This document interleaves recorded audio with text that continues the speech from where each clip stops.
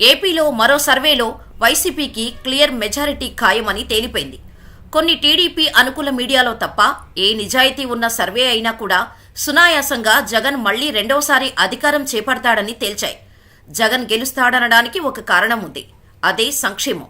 దేశంలో ఎక్కడా లేని విధంగా సంక్షేమ కార్యక్రమాలు చేపట్టిన సీఎం వైఎస్ జగన్ ఇది సర్వే సంస్థలే కాదు, సీనియర్ పొలిటీషియన్ సుబ్రహ్మణ్య స్వామి కూడా ఇదే మాట చెప్పారు. ఏపీలో జగన్ క్లీన్ స్వీప్ చేస్తారు, ఆయనకు పోటీ లేదు, పొత్తులతో వచ్చినా పోటీలో నిలబడలేవన్నారు సుబ్రహ్మణ్య స్వామి. అయితే తాజాగా ప్రముఖ సర్వే సంస్థ పొలిటికల్ క్రిటిక్ సంచలన సర్వే ప్రకటించింది. వైసీపీకి ఖచ్చితంగా 121 సీట్లలో +/- సీట్లతో విజయం సాధించింది. అదే టీడీపీ, జనసేన, బీజేపీలు 54 సీట్లు +/- మార్జిన్ డిఫరెన్స్ తో రెండవ స్థానానికే పరిమితమవుతాయని తేల్చింది. పొలిటికల్ క్రిటిక్ దేశవ్యాప్తంగా సర్వేలు చేస్తుంటుంది. గతంలో కర్ణాటక ఫలితాలను దాదాపుగా అక్యురేట్ గా ప్రకటించింది పొలిటికల్ సర్వే. కర్ణాటకలో కాంగ్రెస్ భారీ మెజారిటీ సాధిస్తుందని ముందే తేల్చింది పొలిటికల్ క్రిటిక్. ఈ సర్వే చెప్పినట్టుగానే కర్ణాటకలో భారీ మెజారిటీ సాధించి ప్రభుత్వాన్ని ఏర్పాటు చేసింది. అంతేకాదు, గత ఎన్నికల్లో వైసీపీ గెలుస్తుందని కూడా పొలిటికల్ క్రిటిక్ కరెక్ట్ గా చెప్పగలిగింది. అంతకంటే ముందు రాష్ట్రం ఏర్పడగానే చంద్రబాబు నాయుడు సీఎం అవుతాడని కూడా తన సర్వే ద్వారా తేల్చింది. అంటే ఏపీలో పొలిటికల్ క్రిటిక్ సర్వే అంచనా ఎప్పుడూ ఫెయిల్ కాలేదు. 2 దఫాల్లో కూడా మొదటిసారి చంద్రబాబు నాయుడు సీఎం అవుతారని తేల్చింది. అది నిజమైంది కూడా.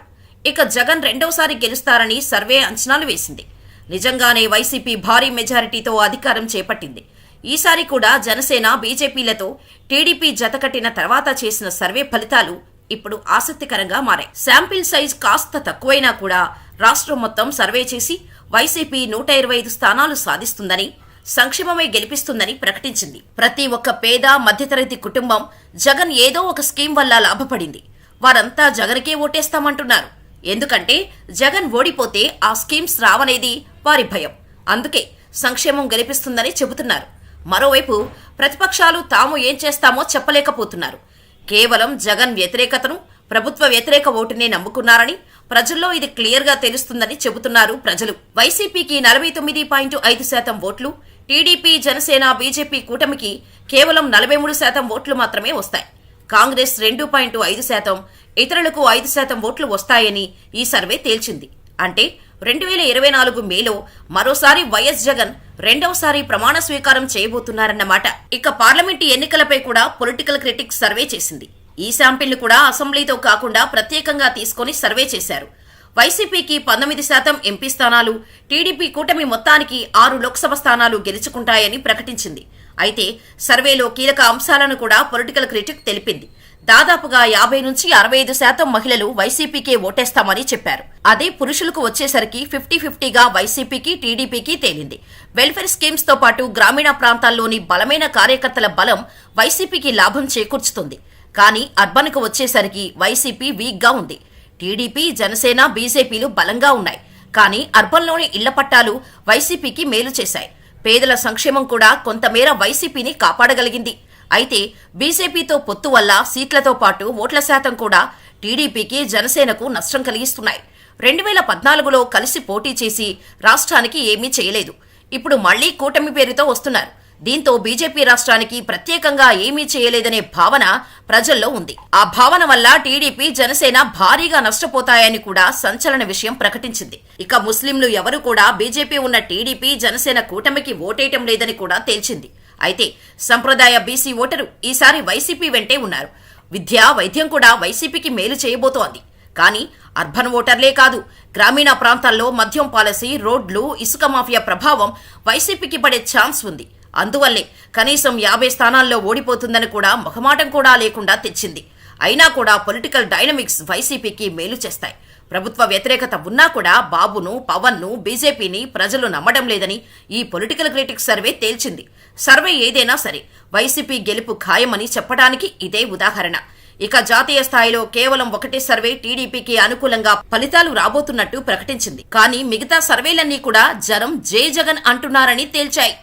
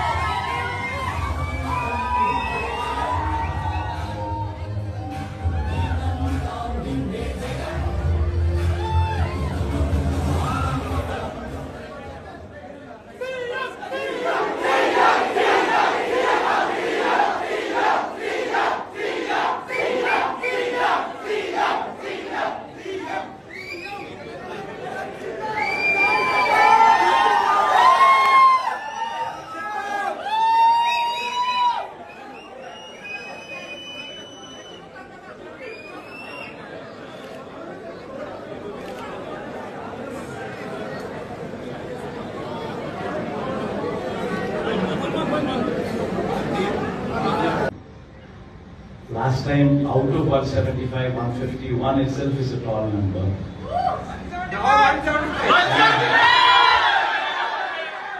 someone told me 22 out of 25 itself is a tall number.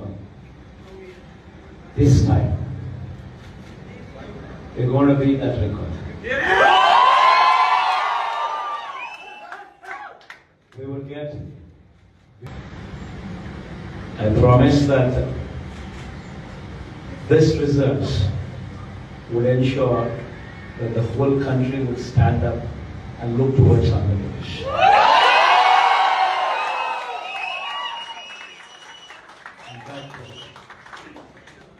When someone told me last time itself was 151, last time out of 175, 151 itself is a tall number. And someone told me 22 out of 25 itself is a tall number. This time, we're going to beat that record.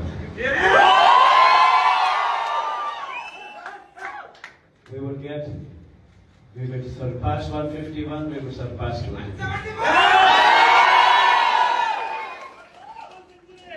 And predominantly, God's grace, touch wood, they've given the good deliverance of the governance. The governance model that was put in place was never seen before.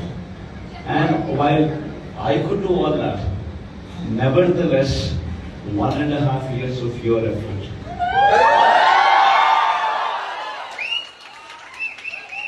1.5 years of your effort, trying to streamline, trying to bring in more efficiency into the system that we are already in, helped us achieve this target.